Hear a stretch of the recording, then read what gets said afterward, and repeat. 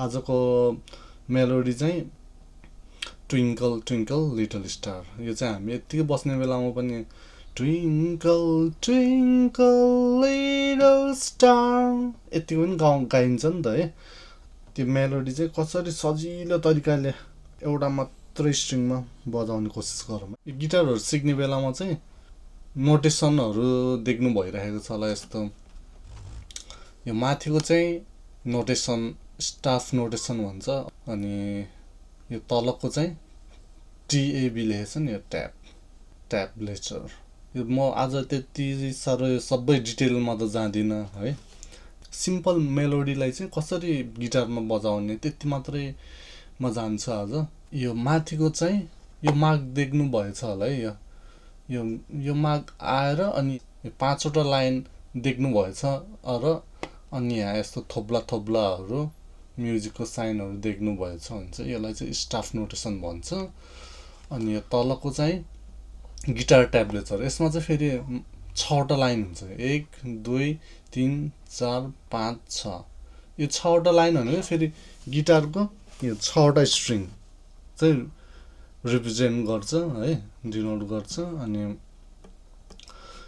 यो गिटारको first string जुन चाहिँ फातलो यो तिखो बज्ने 1 नम्बरको तार चाहिँ माथि हुन्छ है।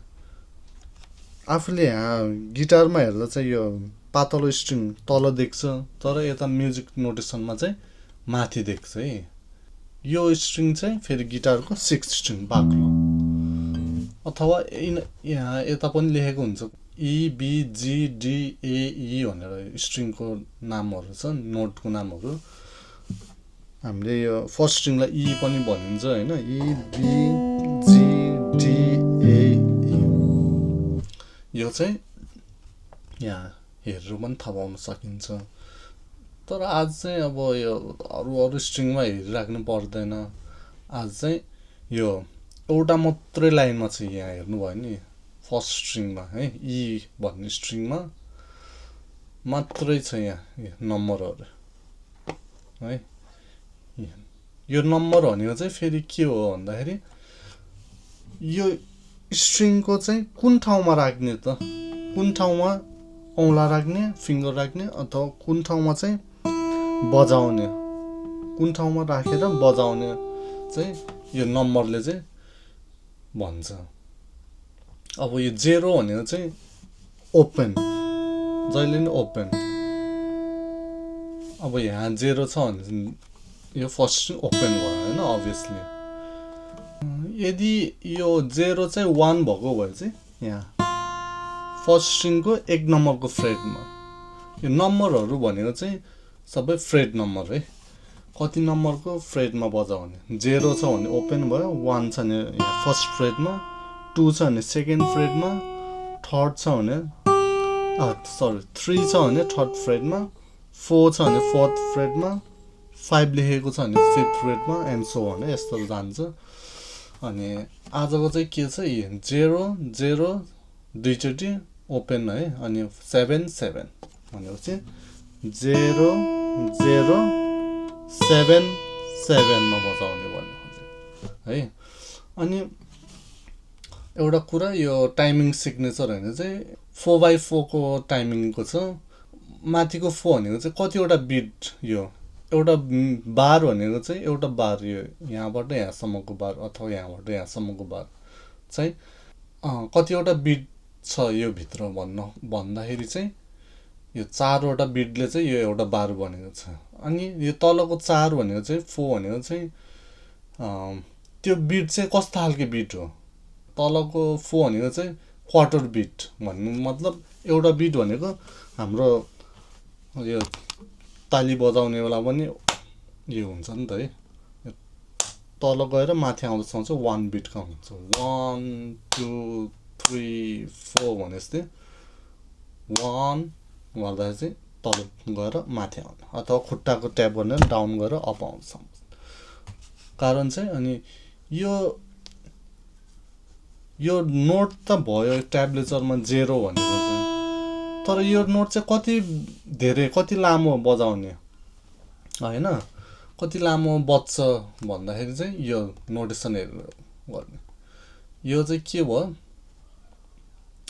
हेडमा स्टेम भन्छ यसलाई स्टेम हेड र स्टेम छ अनि हेड चाहिँ यो सेट छ ब्ल्याक फुल ब्ल्याक छ भन्छ यो चाहिँ क्वार्टर नोट भन्छ यो क्वार्टर नोट भनेको चाहिँ एक बिट बज्छ यो चाहिँ है यो सबै ट्याङ ड्याङ ट्याङ ड्याङ ट्याङ ड्याङ ट्याङ यहाँ चाहिँ फेरि रोकिन्छ किन रोकियो भन्दाखेरि यो चाहिँ यसको हेड यो र यो त फरक छ नि त यसलाई चाहिँ फेरि हाफ नोट भन्छ हाफ नोट भनेको चाहिँ 2 बिट हुन्छ यसको भ्यालु 2 बिट चाहिँ ट्याङहरू 2 बिट हुँदासम्म बज्छ गर्दाखेरि यहाँ यस्तोहरू रिडिङ गर्दैन चाहिँ ट्याङ ड्याङ ट्याङ ड्याङ ट्याङ ड्याङ ट्याङ ट्याङ ड्याङ ट्याङ ड्याङ ट्याङ ड्याङ ट्याङ ट्याङ ड्याङ ट्याङ ड्याङ ट्याङ ड्याङ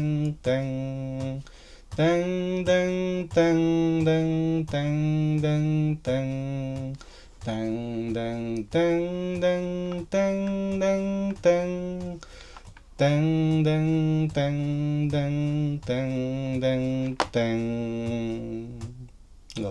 2 बिटसम्म बजेर रोकियो पहिला सुरुमा चाहिँ गिटारमा कहाँ थिच्ने कहाँ बजाउने भन्दाखेरि चाहिँ तलको ट्र्याबलेचरमा हेर्ने अनि त्यो नोट चाहिँ यो आफूले बजाएको नोट चाहिँ कति लामो बज्न दिने भन्दाखेरि चाहिँ यो माथिको स्ट्यान्डर्ड नोटेसनमा हेरेर सिके हुन्छ त्यो चाहिँ एकदम अब एप्रोप्रिएट मेथड भयो है बजाउँदाखेरि चाहिँ यस्तो पिकले पनि बजाउँछ है पिक हुन्छ प्लेक्ट्रम पिक अर प्लेक्ट्रम यो छैन भने चाहिँ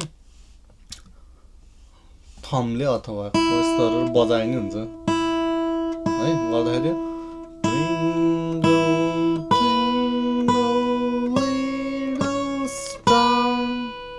यस्तोहरू बजाइ नै भयो अथवा पिक छ भने चाहिँ पिकलाई सुरुमा यहाँ यता यो पिकको चुच्चोलाई चाहिँ यस्तो समात्नु यो ऊ छ नि यस्तो हुक जस्तो बनाउनु होइन यो इन्डेक्स फिङ्गरलाई यस्तो राख्नु है यस्तो भयो अनि त्यसमाथि यो थम्बले चाहिँ यस्तो च्याप दिने कि यस्तो गर्दाखेरि यस्तो तल पनि माथि पनि स्पेस राखिदिने यहाँ स्ट्रिङ चाहिँ बज्न पर्यो नि त्यो स्ट्रिङमा अब यहाँ यस्तो र तपाईँले फेरि यो औँलाहरू यस्तो राख्नुभएको छ भने चाहिँ फेरि यहाँ पहिले नङहरू ठोकिन्छ होइन त्यो भएर चाहिँ यो यस्तो साइडमा यस्तो क्रस गरिदियो होइन अलिक बडी स्पेस हुन्छ अनि यहाँ जति पनि मजाले लचक खेल्न मिल्छ है यो स्ट्रिङ सम्झिनु यो चाहिँ यस्तै है गर्दाखेरि राम्रोसँग बजे भयो अब यो पिक समात्ने पनि अब गिटार प्लेयरहरू अनुसार आफ्नो हुन्छ कहिले कस्तो गरेर समात्छ कहिले यस्तो दुईटा समात्छ है यस्तो च्यापेर गर्छ कहिले कस्तो गर्छ कहिले कस्तो गर्छ है मैले चाहिँ नर्मल सजिलो तरिकाको यो यस्तो गर्छ अनि डाउन अप यो अल्टरनेट पिकिङ चाहिँ गऱ्यो भने चाहिँ पछि यस्तो अब फास्ट बजाउँदा पनि अब एउटै हुने हो होइन डाउन गऱ्यो भने फेरि अलिकति स्पिड कम हुन्छ गयो भने चाहिँ अब फास्ट बज गरेर यो चाहिँ कस्तो हुने हो ट्विङ्कल गर्दा 0 0 7 7 9 9 7 भयो जति यता माथि गयो त्यति तिखो बज्छ नि त अनि एउटा ऊ चाहिँ यो नोटेसनमा हेऱ्यो नि यहाँ ट्याङ ट्याङ गरेर जति माथितिर गछ यो नोटहरू त्यति चाहिँ नोट चाहिँ तिखो हुँदै जाने भयो पिच तिखो हुँदै जान्छ जति तल झऱ्यो फेरि बोधो हुँदै आउँछ है यसलाई चाहिँ डाउन अप यस्तोहरू बजाउने यता जस्तो भए पनि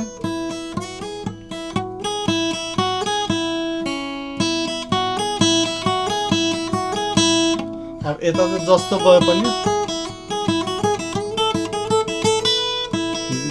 अल्टरनेट गर्ने डाउन अप गर्ने गर्दाखेरि twinkle twinkle little star how I wonder what you are up above the world so high। सुरुमा चाहिँ यो लेफ्ट ह्यान्डको फर्स्ट फिङ्गर युज गरेर थिचेर बजाउनु, अनि यो बानी परेपछि फेरि यो सेकेन्ड फिङ्गरले युज गरेर गर्नु,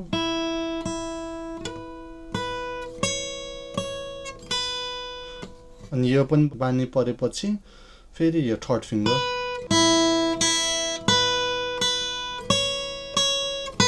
यो चाहिँ यति एक्सर्साइजको लागि सबै यो फिङ्गरहरूलाई युजमा ल्याउनुको लागि।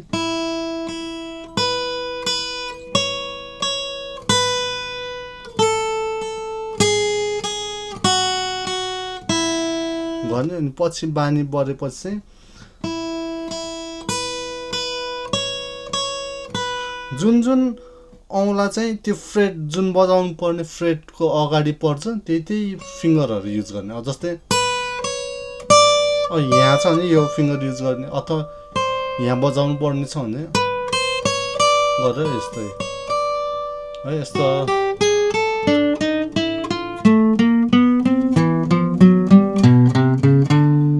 यसो हेर्दाखेरि चाहिँ कता कता नजिक पर्छ त्यही औँलाहरू चाहिँ युज हुन्छ, युज गर्यो भने राम्रो हुन्छ भनौँ न। गर्दाखेरि यसमा चाहिँ ट्विङ्कल ट्विङ्कलमा चाहिँ अब यो एउटै लाइनमा एरेन्ज गरेको छ, त्यसले गर्दाखेरि चाहिँ जुन चाहिँ नजिक छ त्यही चाहिँ युज गर्ने।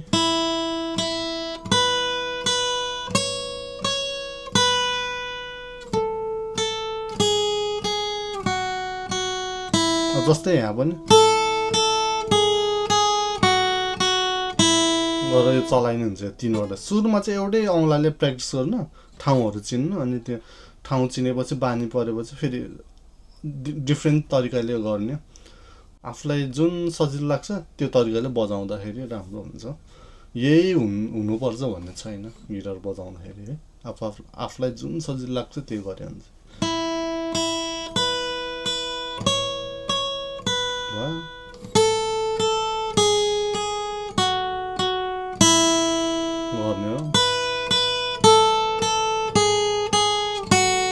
यहाँ चाहिँ फेरि किनकि यहाँ नजिकै छ नि त, नजिक छ त्योहरू चाहिँ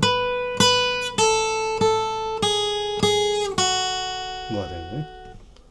अनि यो सुरुमा तपाईँहरू भर्खर बिगिनर हुनुहुन्छ नि, फर्स्ट टाइम बजाउनु लाग्नु भएको छ भने चाहिँ यस्तो र यहाँ माथि यस्तो नछ भने ह्यान्ड पोजिसनहरू पनि अलि यस्तो राख्ने। यो स्ट्रिङको माथि चाहिँ आफू चाहिँ वक गरे जस्तो गरेर बजाउने।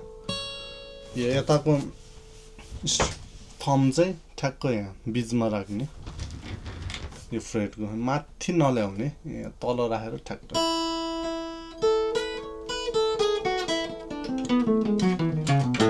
गऱ्यो भने जस्तो सेपमा पनि फ्लेक्सिबल हुन्छ है। यो माथि यो बेन्डहरू गर्नेलाई चाहिँ माथि गऱ्यो भने राम्रो हुन्छ। अब नत्र यस्तो नर्मल पोजिसनमा चाहिँ नर्मल तरिकाको बजाउने बेलामा चाहिँ यो बिचमै राखेको हुन्छ थम चाहिँ है। गर्दाखेरि हेर्दा पनि राम्रो देख्छ यो मुभमेन्टहरू फिङ्गरको। माथि गऱ्यो भने फेरि यस्तो कस्तो बाङ्गे जस्तो देख्छ औँलाहरू पनि, त्यस्तोहरू गर्नु। अनि यो सिक्दा चाहिँ सुरुमा यो एउटा 1 2 3 4 चारवटा बार मात्र बजाएर बजाउने। अनि त्यो बजाएर आफूलाई याद भयो, त्यो पोजिसन याद भयो भने फेरि यो तलको 4वटा बार गरेर बिस्तारै सिक्दै जाने। एकैचोटि माथिबाट तलसम्म गऱ्यो भने अब बिर्सिहाल्छ। बरु त्यो चाहिँ step by step, 1 step 2 step 3वटा स्टेप गरेर 3 भागमा लगाएर गऱ्यो भने एकदम सजिलो हुन्छ। यस्तो 1 स्टेप होइन, सुरुमा यति बजाउने, अनि जानेपछि फेरि यति होइन, यो पनि बजाउनु छ भने फेरि यति गरेर लास्टमा कम्प्लिट भएपछि चाहिँ अनि सर माथिबाट तलसम्म बजाउने कोसिस गर्नु है। अनि यहाँ लिरिक्स पनि राखिदिएको छु, अब यहाँ हेर्दै गाउँदै गरे पनि हुन्छ। अब मैले लेसन बनाउँदाखेरि चाहिँ अब कति कुराहरू त्यहाँ छुटाएको हुनसक्छ, त्यो छुटाएको कुराहरू अथवा यो हेरेर बजाउन सकेन, अनि केही अब त्यहाँ अब मेरो मिस्टेकहरू पनि हुनसक्छ। अनि नजानेको अथवा नबुझेको कुराहरू छ भने कमेन्ट सेक्सनमा कमेन्ट गर्नु, यो के कसरी गर्ने हो यताउति सोध्नु, अनि म फेरि त्यो फिडब्याक गरेर स्टेप बाई स्टेप चाहिँ हामी सिक्दै जाउँला। यदि केही आइडिया छ भने हजुरहरूले पनि आइडिया दिनुहोस् है। ओके, चाओ।